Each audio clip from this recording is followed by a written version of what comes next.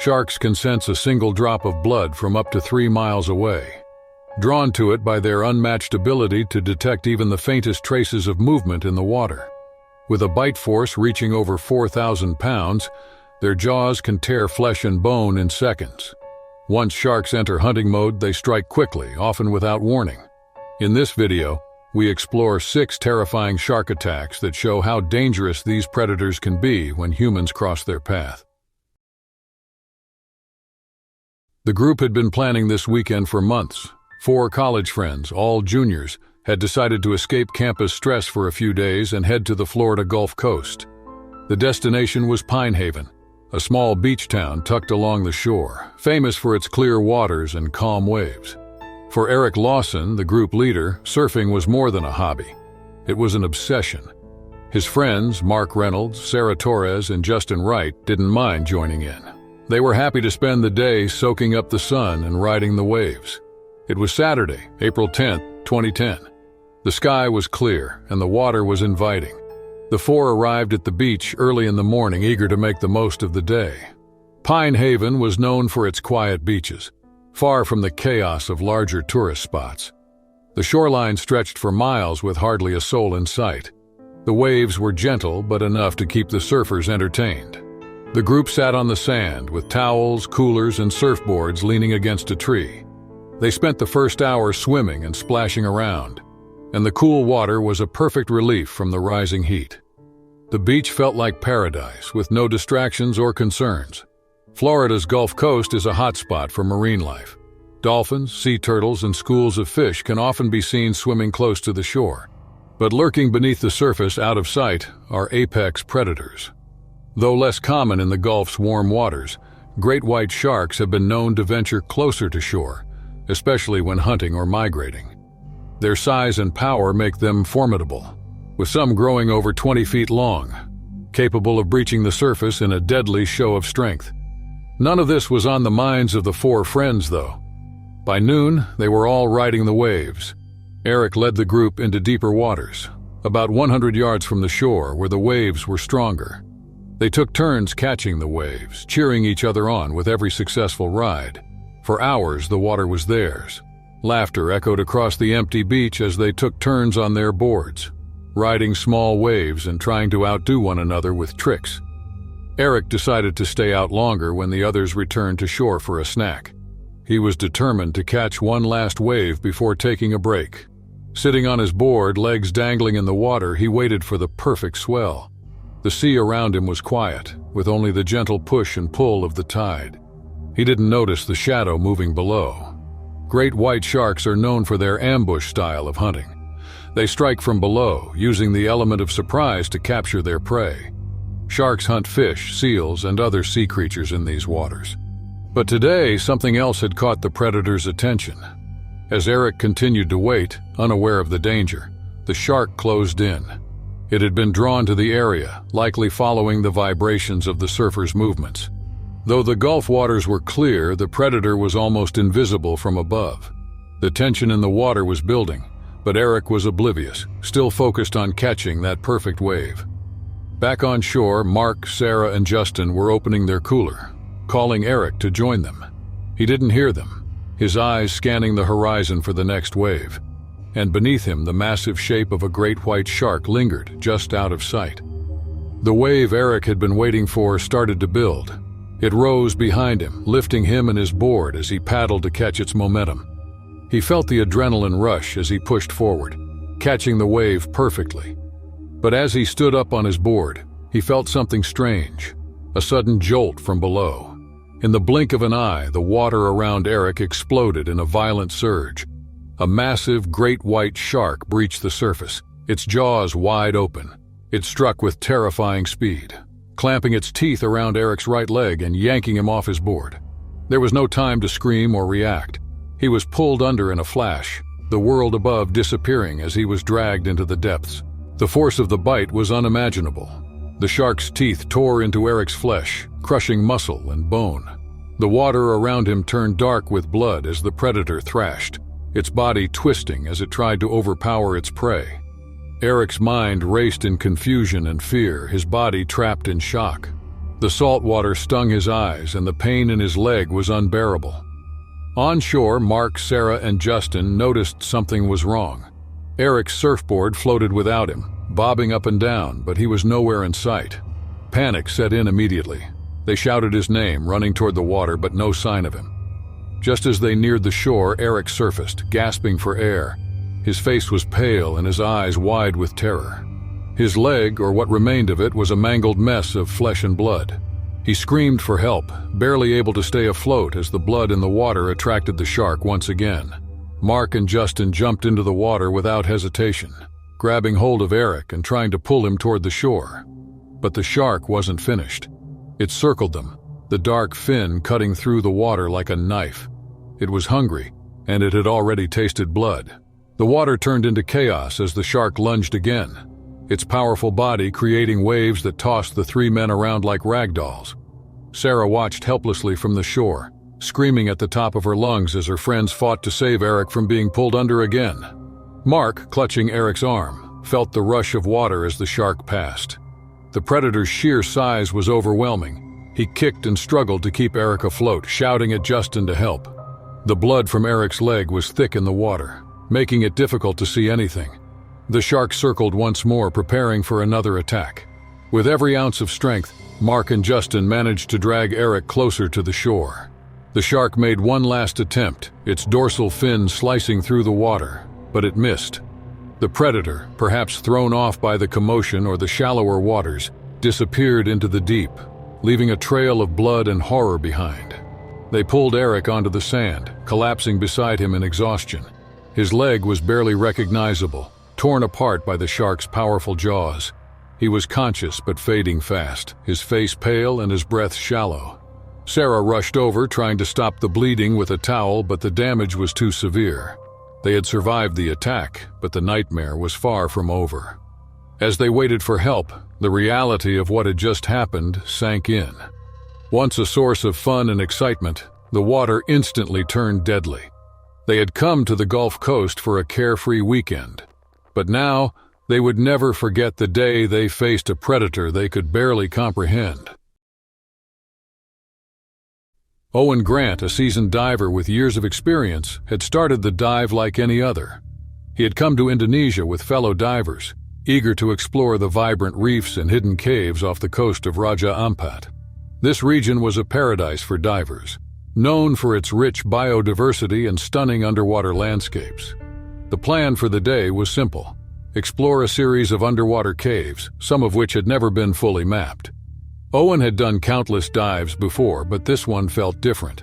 The caves, dark and mysterious, beckoned him to explore deeper. On August 17, 2008, Owen and his group prepared for their dive.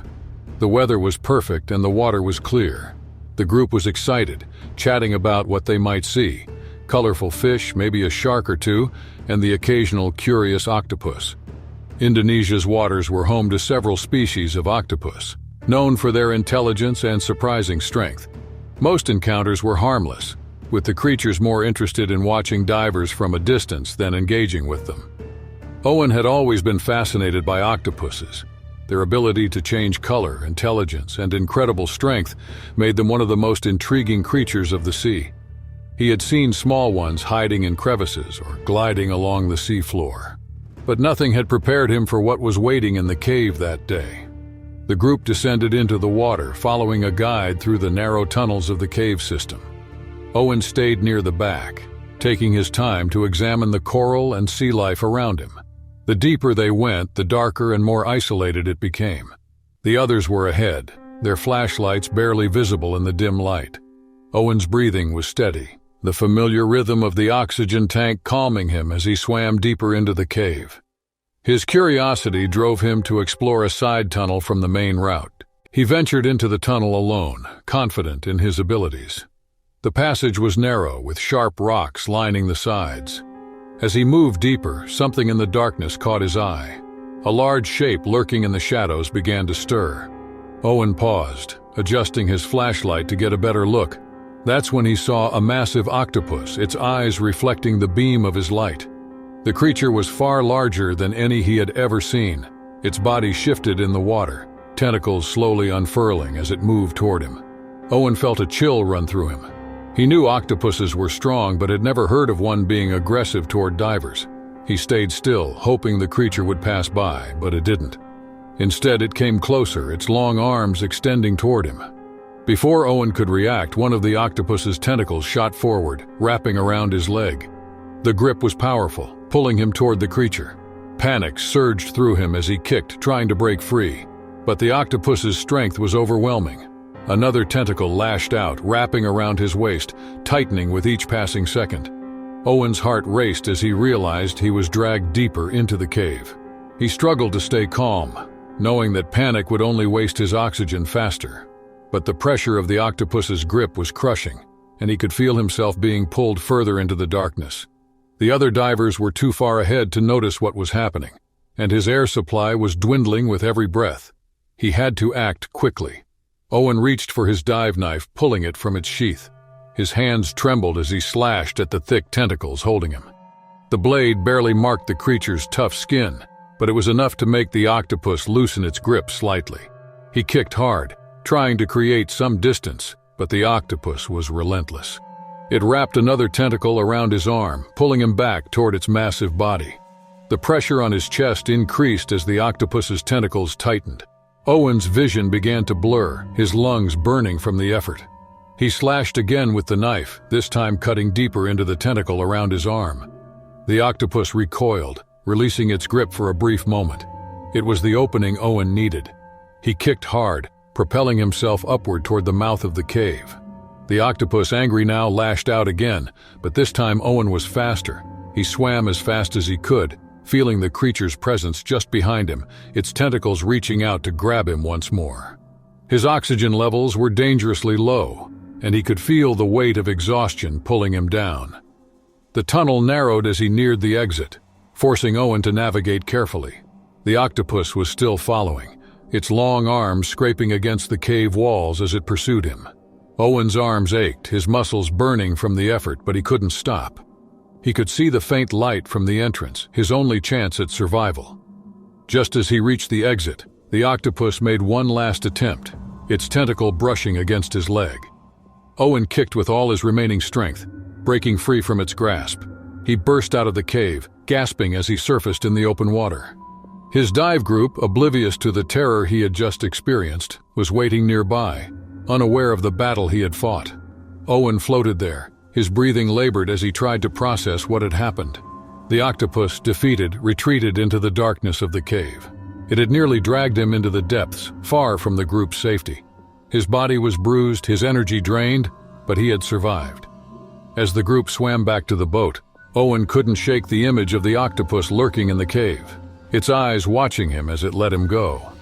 The waters of Indonesia had always been a place of beauty and adventure, but now Owen knew just how dangerous they could be.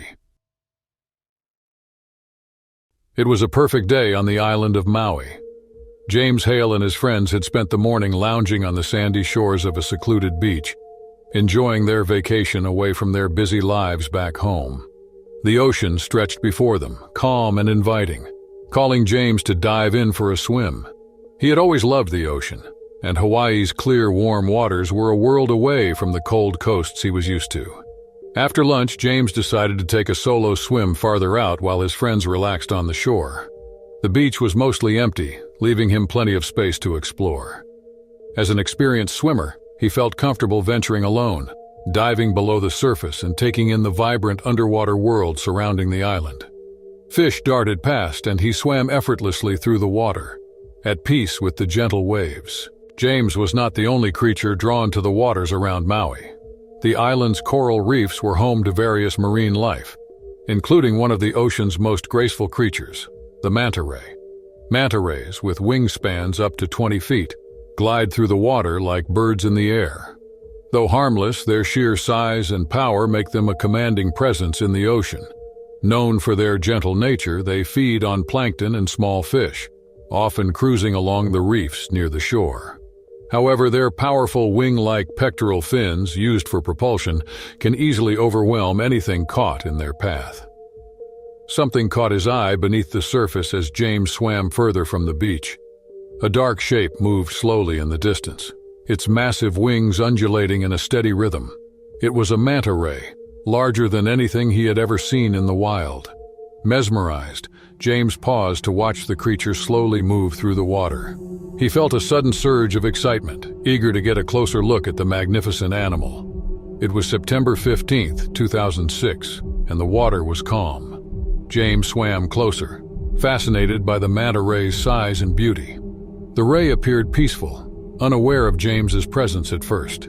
He kept his distance, but his curiosity got the better of him. He swam a little closer, his hands brushing through the water as he edged toward the giant creature.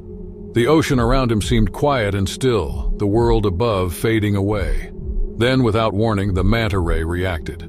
Startled by James's approach, the ray suddenly shifted direction, flapping its enormous wings with force. The water churned violently around them as the ray's wing clipped James, knocking him off balance. His sense of peace quickly turned to panic as the creature, now agitated, began to thrash. The impact of the manta ray's powerful wing hit James hard, disorienting him. Before he could react, the creature's enormous wings wrapped around his body, pulling him deeper into the water. The force of the movement left him struggling to keep his head above the surface, but the ray's powerful strokes were dragging him down. Panic gripped him as the water closed in, and he tried to push away from the animal, but it was too strong. Manta rays, though not aggressive, are powerful creatures. Their wings, built for easy gliding through the water, became a weapon in the tight struggle as they pulled James down. Every attempt to break free felt futile. The more he struggled, the more entangled he became in the manta's path. His lungs began to burn as he held his breath, trying to stay calm, but the creature's strength was overwhelming. James felt himself being pulled deeper into the ocean. He kicked hard, trying to fight against the ray's pull. But the more he struggled, the harder the manta's grip seemed to tighten. Water surged around him as the ray flapped its wings, pushing them farther down. His oxygen was running low and his mind raced, screaming for air. He couldn't get free. With every ounce of strength he had left, James managed to twist his body, trying to loosen the manta's hold. He reached out, his hand brushing the smooth skin of the creature's wing, but it slipped away as the ray flapped again. The water was getting darker and he was running out of time. Desperation set in. James knew he had to act fast if he wanted to survive. His muscles ached from the struggle, but he briefly pushed himself free from the creature's grasp. He kicked toward the surface, gasping for air. But the manta ray was still close and unfinished. Another strong flap from the creature's wing sent water around him, pulling him back down again. The struggle seemed endless. Whenever James thought he was free, the creature's powerful wings pulled him deeper. His vision began to blur as his lungs screamed for oxygen. He could feel himself weakening, the fight leaving his body. The manta ray, unaware of the damage it was causing, continued to thrash in the water, its wings pushing James further into the depths. Finally, in one last desperate attempt, James kicked as hard as he could, using his little energy to break free from the ray's pull. He propelled himself upward, his chest burning with the need for air. His arms reached for the surface, and just as his vision faded, his head broke through the water. Gasping for breath, James frantically swam toward the shore, his heart racing and his body weak. He could still feel the power of the manta ray's wings in the water behind him, but he didn't stop. He kept swimming, fear driving him forward. By the time he reached the shore, his exhausted and shaking body had collapsed onto the sand. The ocean behind him was calm again, the manta ray long gone. It had been a close call, a battle with a creature he had never expected to fight. Dr. Rachel Evans and her team had been preparing for this moment for years. The deep-sea expedition to the Mariana Trench was a rare opportunity few scientists ever experienced. The trench in the western Pacific Ocean near Guam held the deepest point on Earth, a place full of mysteries and undiscovered species. Rachel and her colleagues, marine biologist Lucas Meyer and engineer Greg Holt, were on board the Nautilus, a specially designed submersible built to withstand the crushing pressures of the trench's depths. It was October 22, 2005, and the team had begun their descent early that morning. The submersible creaked slightly as it pushed deeper into the ocean, the light above fading quickly until nothing but darkness surrounded them. They were over 25,000 feet below the surface, far beyond where any sunlight could penetrate. The only light came from the sub's powerful beams. which cut through the water, revealing strange, alien-like creatures that drifted into the abyss. The team was thrilled. Lucas was busy cataloging the bizarre life forms they encountered. Bioluminescent jellyfish, strange fish with translucent bodies, and otherworldly squids that floated near the sub. Rachel observed it all with wide eyes, documenting their journey with steady excitement. Greg, ever the calm technician, monitored the sub's systems, ensuring everything was functioning smoothly. They had reached one of the deepest sections of the trench, and everything was going according to plan.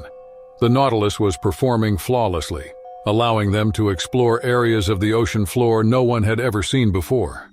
The crew marveled at the towering hydrothermal vents and the strange sulfuric landscape stretching below them. But as they continued deeper, Rachel noticed something unusual on the sonar screen. It was large, moving slowly but steadily toward them. At first, they assumed it was just another creature of the deep, perhaps one of the large sharks that occasionally wandered this far down. But as the blip on the screen grew closer, it became clear that this was no ordinary animal. Lucas peered out of the observation window and gasped. Emerging from the darkness was a massive figure, tentacles, long and twisting, moving toward the sub. It was a giant squid, easily over 40 feet long. Its eyes, huge and glassy, reflected the light from the sub's beams. The creature hovered just out of reach, watching them. Giant squids were rare but not unheard of. They had been spotted in deep waters but only a little far down. For a moment the team was frozen in awe. Then the creature moved faster than any of them expected. The giant squid's tentacles shot toward the sub in a heartbeat, wrapping around the hull with incredible force. The first impact sent a shudder through the Nautilus. The team inside scrambled as the submersible rocked violently, the metal groaning under the pressure of the tentacles. Greg shouted something as warning lights blinked to life on the control panel. They were in trouble. The tentacles tightened their grip around the sub, pulling it as the giant squid anchored itself to the vessel. The creature's strength was overwhelming. The Nautilus was built to withstand the pressure of the ocean depths, but nothing had prepared it for a direct assault from a creature of this size. Rachel gripped her seat as the sub lurched violently, her heart pounding. Outside, the observation glass trembled under the pressure as the squid's massive limbs wrapped around it. Lucas, seated closest to the window, stared in horror as the squid's giant eye peered directly into the sub. It was as if the creature was sizing them up, its enormous suckers creating deep indentations on the glass. One of the tentacles slammed against the window, causing a crack to spit across the surface. Panic spread through the cabin as cracking glass echoed inside the small vessel. Greg scrambled to reroute power, trying to get the sub's thrusters back online, but the squid's grip made it nearly impossible to control the craft. The submersible spun slowly as the creature pulled it deeper into the trench. The lights flickered as the pressure around them increased, and the oxygen supply was quickly depleting. They had only a few hours of air left. Rachel knew they had to act fast. The deeper they went, the greater the risk of the sub being crushed under the weight of the water. But with the squid wrapped around them, there was no way to ascend. Every attempt to break free seemed futile as the creature's powerful tentacles kept them firmly in its grasp. Suddenly, one of the tentacles wrapped around the sub's propeller, jamming it. The sound of metal twisting under pressure was deafening. Greg cursed under his breath, knowing they had lost their primary means of propulsion. They were now entirely at the mercy of the giant squid, and the pressure inside the sub rose steadily. Rachel's mind raced. They needed to outsmart the creature if they had any chance of escaping. She remembered reading about how squids responded to light and decided to use that to their advantage. She instructed Greg to cut the sub's exterior lights, plunging them into darkness. It was a gamble, but their only option. The lights flickered out, and the sub was momentarily engulfed in pitch black. The giant squid hesitated, its grip loosening slightly.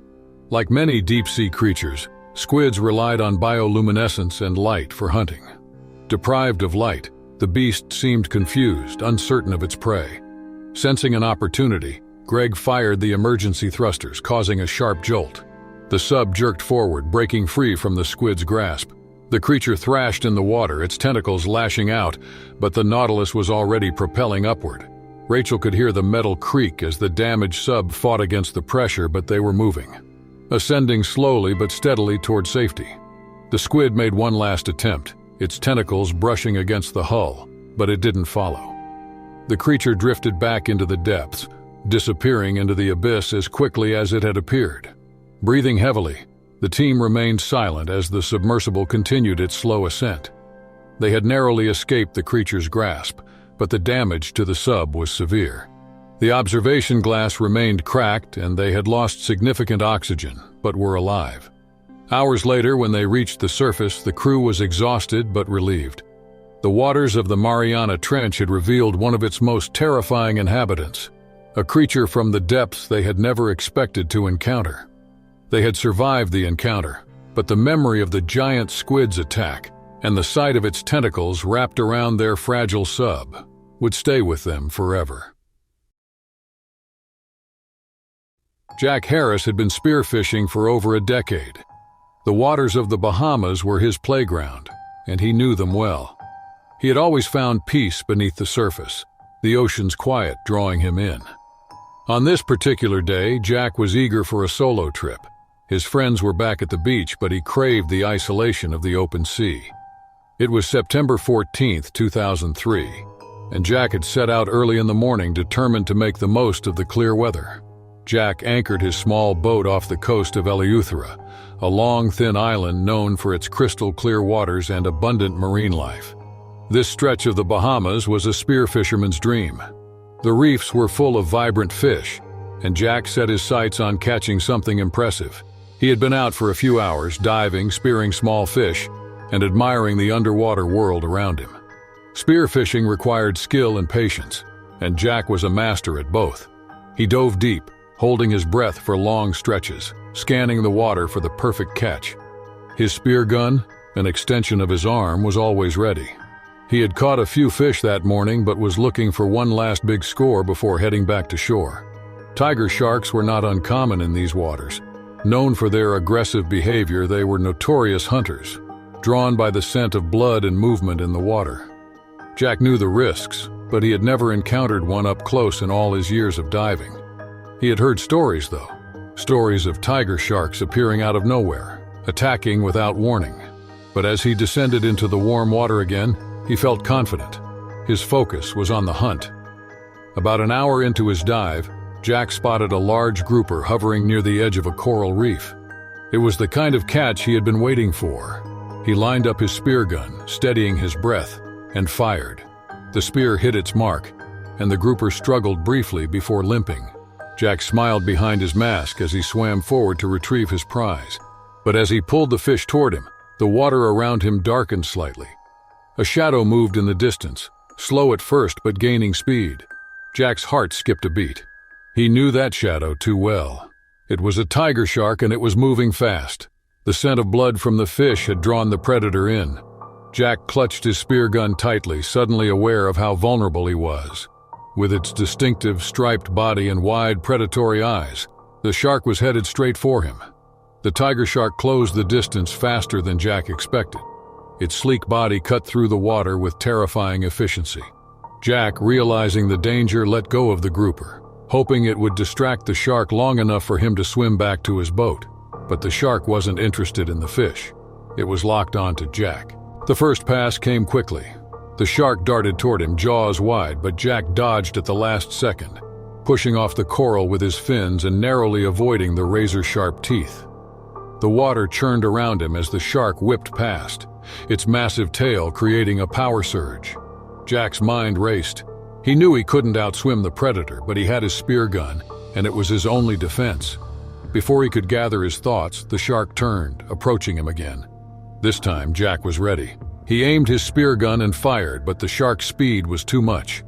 The spear grazed its side, barely slowing it down. The shark's powerful body slammed into Jack, knocking him backward. The force sent him tumbling through the water, his mask filling with bubbles.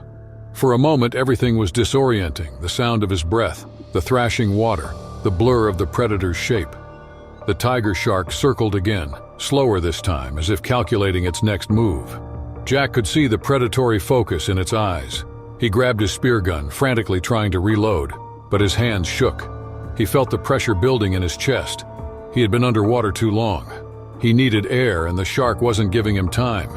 The next attack was brutal. The shark lunged, its jaws snapping shut inches from Jack's arm. He thrust the spear gun between them, using it as a barrier, but the shark's strength was overwhelming. It thrashed violently, its body twisting as it tried to get past the spear. Jack pushed with everything he had, forcing the shark back, but he knew he couldn't hold it off forever. Jack kicked hard with a final burst of strength, propelling himself upward. The surface was only a few feet away but felt like miles. His lungs burned as he fought to escape the predator's grasp. The shark made one last attempt, its jaws snapping shut around the spear, wrenching it from Jack's hands. He broke through the surface, gasping for air, his body trembling from exhaustion. But the shark wasn't done. Jack could see its fins slicing through the water, circling him as he desperately swam toward his boat. His heart pounded in his chest as he hauled himself onto the small vessel, barely escaping the predator's final attack. The shark circled a few more times, its massive body visible just below the surface, before disappearing into the depths. As Jack collapsed on the deck of his boat, the reality of what had just happened began to sink in. He had come face to face with one of the ocean's most dangerous predators and survived. The peaceful waters of the Bahamas had turned deadly in an instant, and Jack knew he had narrowly escaped with his life. Deep in the Costa Rican rainforest, the boat drifted slowly down the Tarcoles River. The air was thick with the sounds of birds and insects, and the lush greenery surrounded the small tour group as they moved through the water. The group of 5 tourists sat comfortably in the boat, listening to their guide, Miguel Vargas, talk about the wildlife in the area. It was supposed to be a relaxing afternoon, an opportunity to see the diverse animal life that thrived in one of the most vibrant ecosystems on the planet. Miguel had been leading tours like this for years. He knew every twist and turn of the river, and was always careful to remind tourists of the dangers that lurked beneath the surface.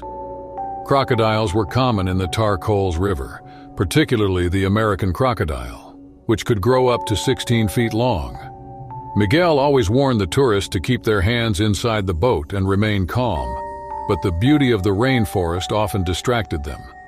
The tourists on today's tour, Ben Summers, his wife Kate, their teenage daughter Lisa, and 2 friends, Michael and Rachel, seemed more interested in taking pictures than listening to his advice.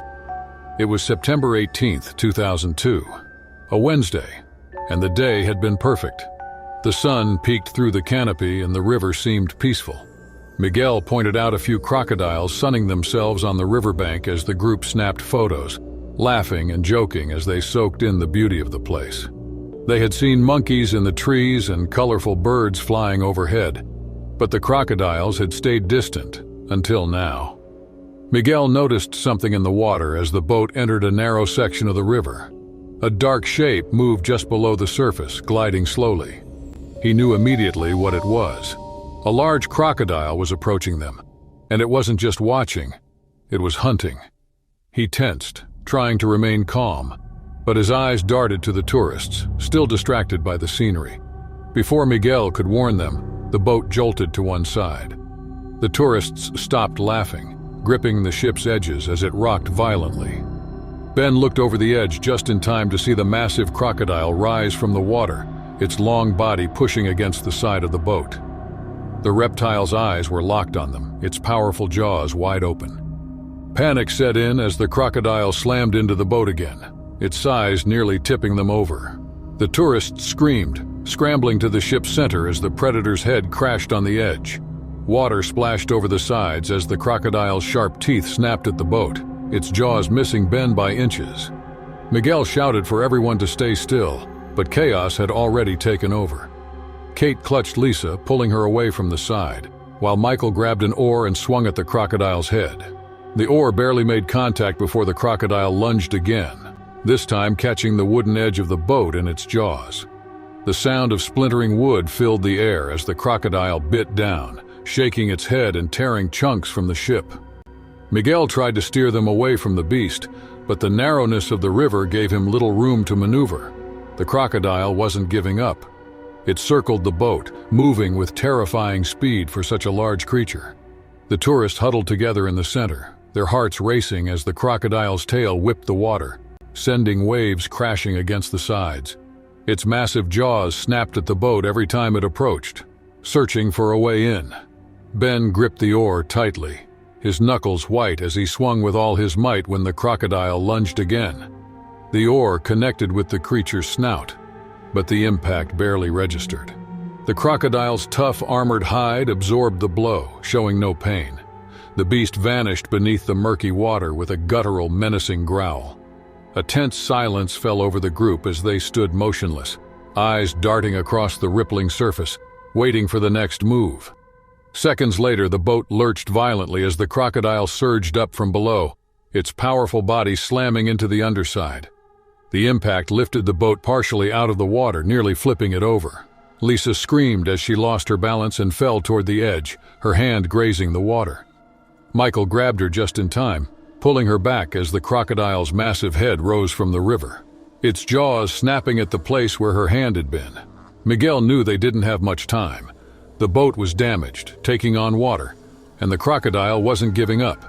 He had dealt with crocodiles before, but never one this aggressive. It seemed determined to capsize the boat, and the group ran out of options. The riverbank was too far to swim, especially with the predators circling them. Desperate, Miguel instructed Ben and Michael to use the oars to fend off the crocodile, while he tried to guide them to a wider section of the river, where he hoped they could make a run for the shore. The men braced themselves, swinging the oars as the crocodile lunged again, its teeth gnashing at the wooden edges of the boat. The predator's strength was overwhelming, but they kept it at bay, barely. With a final push, Miguel managed to steer them into a wider section of the river, where the current picked up slightly.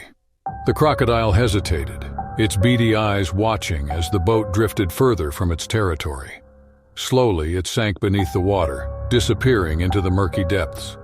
Breathing heavily, the group sat in stunned silence, their bodies trembling from the fear and adrenaline. The boat, now half damaged and leaking, was still afloat, but they were far from safe. Miguel worked quickly to steer them toward the nearest landing spot, his eyes constantly scanning the water for any sign of the predator's return. By the time they reached the shore, the tourists were pale and shaken, their laughter and excitement from earlier replaced by silence. The peaceful river had turned into a battleground, and they had barely escaped with their lives. As they stumbled out of the boat, they glanced back at the water, knowing they had faced a creature that ruled the depths, and the memory of its attack would haunt them for years to come.